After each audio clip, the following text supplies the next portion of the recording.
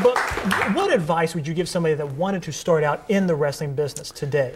You know what? I'm going to give the same advice to them that I'll give to anybody who's here at this university. During the afterword of my book, Countdown to Lockdown.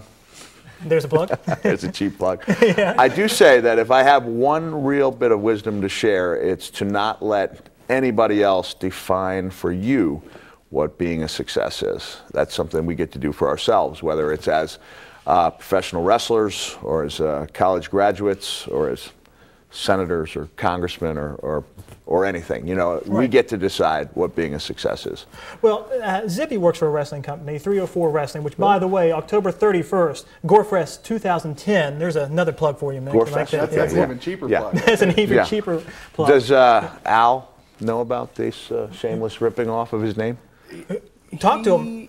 I'd rather not comment on that. Yeah, Zippy's going to be quiet for the rest of the research before I comment on that one. Really? Okay. But do you Good think, point, though. Do you think there's more local, regional type of wrestling organizations now than there was when you started, or about the same? You know what? There's far fewer, right. And when I say regional, I mean places where guys can make a living.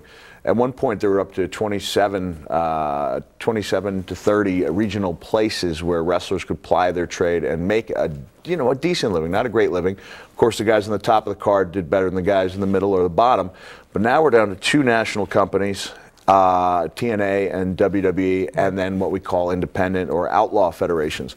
And those places are great for getting experience, but not so great for making a living. I broke in Western Pennsylvania, so most of our shows were either in West Virginia or Ohio because there was no athletic commission. So my first show was in Clarksburg, West Virginia. I also wrestled in Polka, home of the dreaded polka dots. Watch out for him.